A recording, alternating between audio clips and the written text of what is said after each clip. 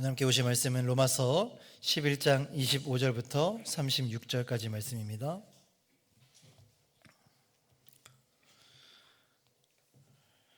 로마서 11장 25절부터 36절까지의 말씀, 우리 다 찾았으면 한 목소리로 말씀을 합독하도록 하겠습니다. 형제들아, 너희가 스스로 지혜 있다 하면서 이 신비를 너희가 모르기를 내가 원하지 아니하노니, 이 신비는 이방인의 충만한 수가 들어오기까지 이스라엘의 덜어는 우둔하게 된 것이라. 그리하여 온 이스라엘이 구원을 받으리라 기록된 바, 구원자가 시온에서 오사 야곱에게서 경건하지 않은 것을 돌이키시겠고, 내가 그들의 죄를 없이 할 때에 그들에게 이루어질 내 언약이 이것이라 함과 같으니라. 복음으로 하면 그들이 너희로 말미암아 원수된 자요, 택하심으로 하면 조상들로 말미암아 사랑을 입은 자라. 하나님의 은사와 부르심에는 후회하심이 없느니라. 너희가 전에는 하나님께 순종하지 아니하더니 이스라엘이 순종하지 아니하므로 이제 긍휼을 입었는지라.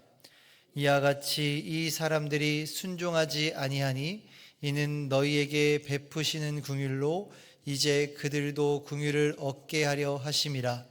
하나님이 모든 사람을 순종하지 아니하는 가운데 가두어 두심은 모든 사람에게 긍휼을 베풀려 하심이로다.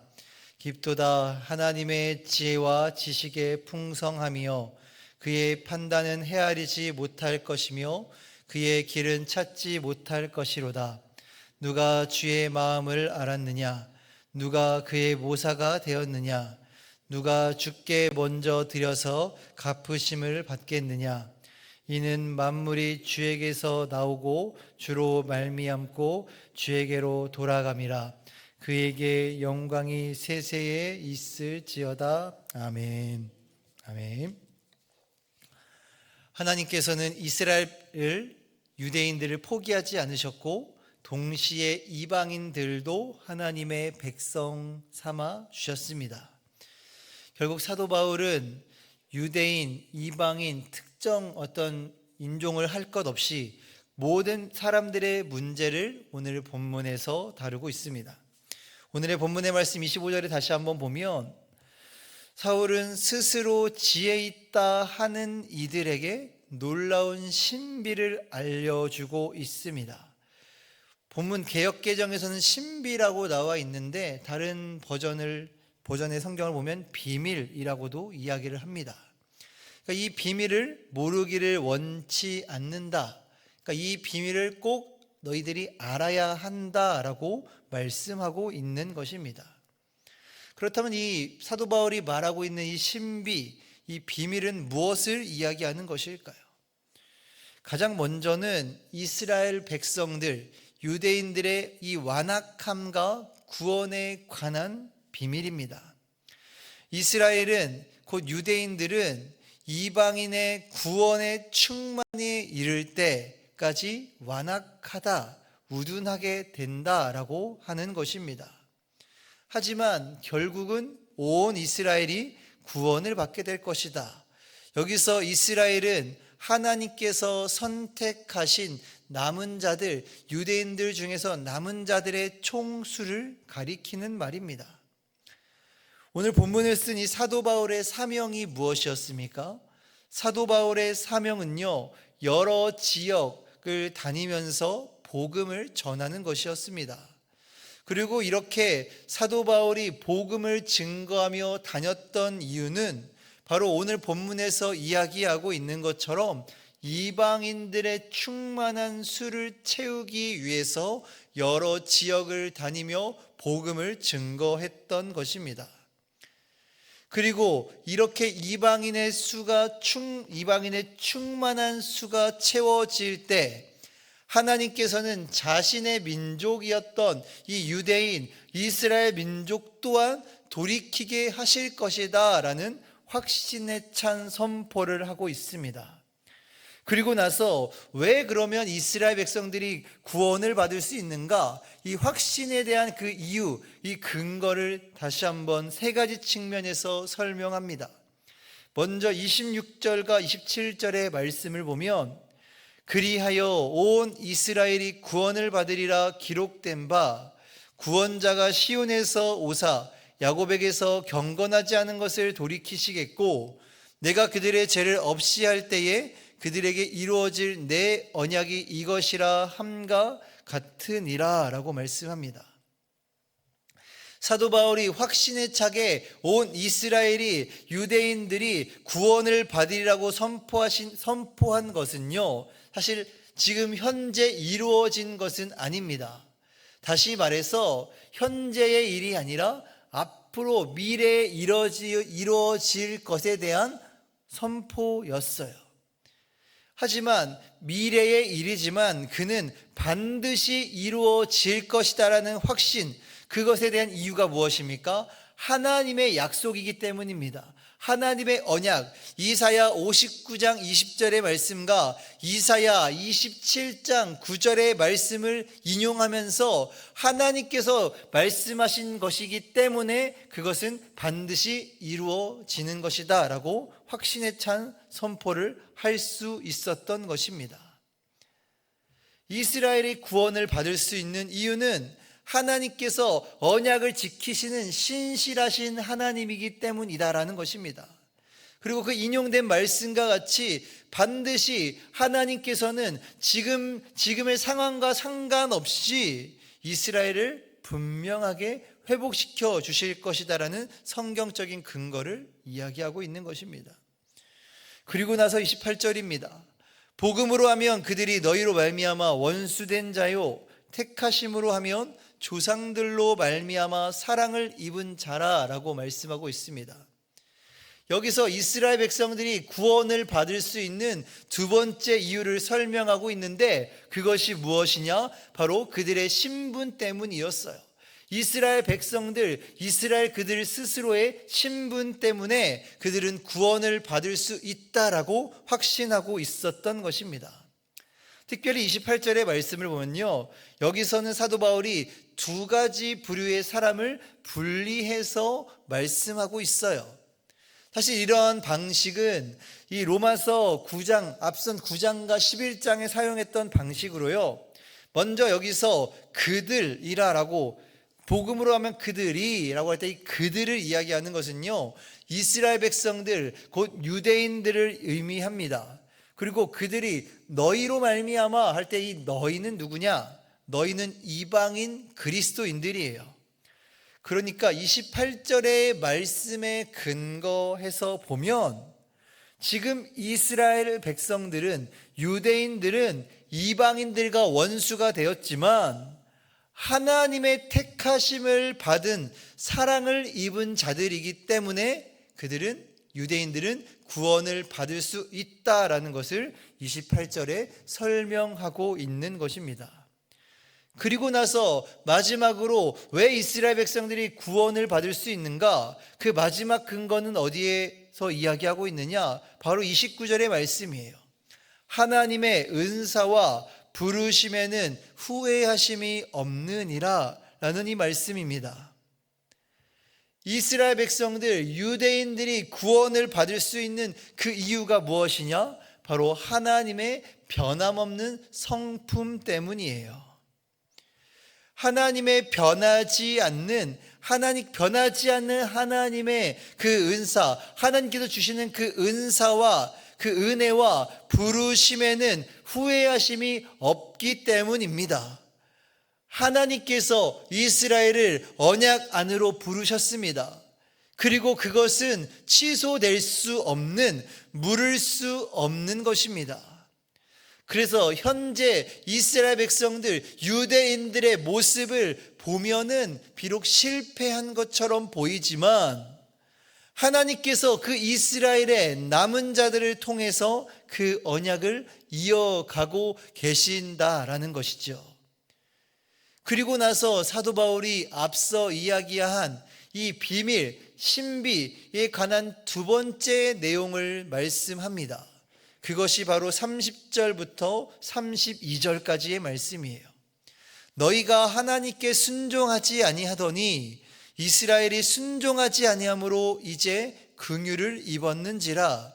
이와 같이 이 사람들이 순종하지 아니하니 이는 너희에게 베푸시는 긍휼로 이제 그들도 긍휼을 얻게 하려 하심이라. 하나님이 모든 사람을 순종하지 아니하는 가운데 가두어 두심은 모든 사람에게 긍휼을 베풀려 하심이로다. 아멘. 이 비밀에 관한 두 번째 내용은 무엇이냐? 그것은 바로 이방인들의 불순종과 구원에 관한 것이었어요. 첫 번째로는 이 이스라엘, 곧 유대인들에 관한 내용이었다면 이번에는 이방인들의 불순종과 구원에 관한 것입니다. 30절 말씀에 시작할 때 너희가 라고 시작하고 있죠. 앞서 말씀드린 것과 같이 너희가가 지칭하는 것은 바로 이 이방인 그리스도인들입니다. 그래서 전에는 이방인들이 하나님께 순종하지 않은 채 하나님을 모르고 살아왔습니다. 하지만 이제는 이스라엘 그 유대인들이 마치 이방인들과 같이 하나님께 순종하지 않으며 살아갑니다. 하지만 순종하지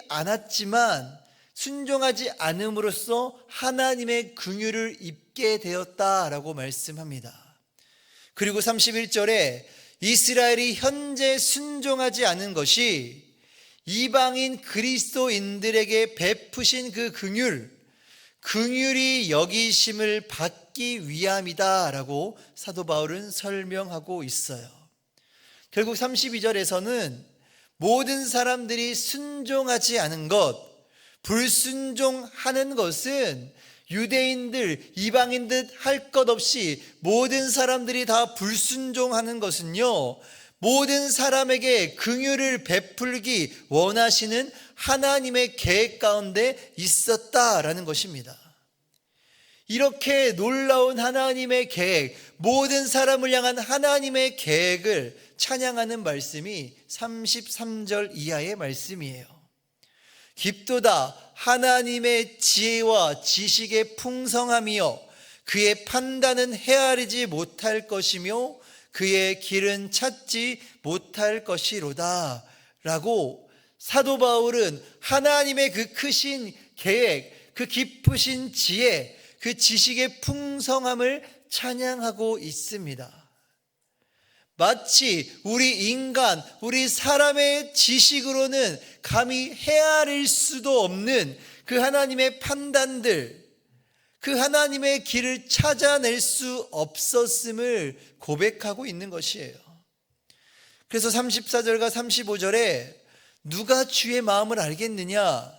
누가 그의 모사가 되었느냐? 누가 주께 먼저 드려서 갚으심을 받겠느냐라고 그렇게 질문을 하고 있죠. 이것은 무엇입니까? 질문은 하고 있지만 사실 정답은 정해져 있는 거예요. 어느 누구도 하나님의 마음을 알 수 없다라는 것입니다. 어느 누구도 하나님께 모사가, 하나님께 조언할 자가 없다라는 것입니다. 어느 누구도 하나님께 먼저 드려서 그 갚으심을 받을 사람이 없다라고 단정지어서 이야기하고 있는 것이에요. 그리고 나서 마지막 36절에 이렇게 고백합니다. 이는 만물이 주에게서 나오고 주로 말미암고 주에게로 돌아감이라. 그에게 영광이 세세에 있을지어다. 아멘. 방금 34절과 35절의 이유가 되는 구절이에요. 모든 만물이 하나님께로부터 나왔고 하나님으로부터 말미암았고 하나님께로 돌아가기 때문에 우리가 하나님의 마음을 알 수도 없고 하나님께 조언할 자도 없고 하나님께 먼저 드리고 받을 자가 없다라는 것입니다. 모든 만물의 창조주가 되시고 알파와 오메가가 되시는 하나님께서 그 모든 만물을 회복시키실 것이기 때문에 하나님께 영광을 올려드리는 것이, 찬양하는 것이 마땅한 것입니다.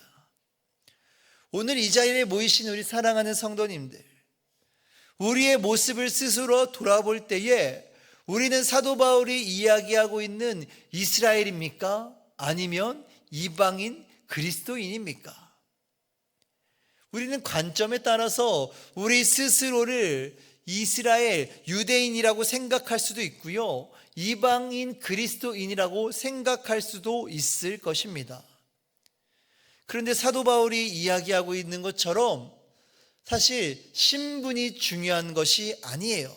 중요한 것은 우리의 신분이 아니라 우리를 창조하신 하나님께서 그 오래전에 언약을 기억하시고 우리에게 구원의 은혜를 베풀어 주셨다라는 사실이 우리에게 중요한 것입니다.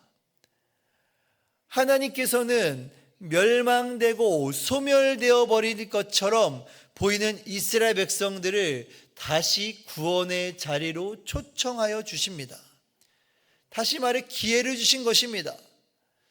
이스라엘 백성들 스스로가 마치 그들이 싫어했던 이방인의 모습처럼 살아가서 하나님의 심판을 초래해 버렸지만, 하나님께서는 이방인들에게 기회를 주신 것처럼 유대인들, 이스라엘 백성들에게도 기회를 주신 것입니다. 이러한 하나님의 놀라운 은혜가 여기 계신 우리 성도님들과, 그리고 믿지 않는, 혹은 예전에는 다녔지만, 예전에는 하나님을 믿었지만 지금은 다니지 않는 그 가족들, 그 이웃들에게도 동일하게 적용되어질 줄로 믿고 기도하며 중보하며 인내하며 나아갈 수 있는 우리 여기 계신 모든 성도님들이 되시기를 주님의 이름으로 간절히 축원합니다. 기도하겠습니다. 하나님, 죽을 수밖에 없는 연약한 존재인 우리들, 하나님께서 늘 은혜를 베풀어 주시지만 배반하기도 했던 우리를 죄에서 건지실, 사망에서 우리를 살리실 분은 오직 주님밖에 없음을 인정하며 고백합니다. 그 크신 갚을 수 없는 은혜를 받은 우리들이 그 은혜에 감사하며, 다음 그 사실을 믿지 않고 잃어버린 자들에게 증거하며 살아갈 수 있도록 하나님 우리와 함께하여 주시옵소서. 감사드리며 예수님의 이름으로 기도드립니다. 아멘. 우리 시간 함께 통성으로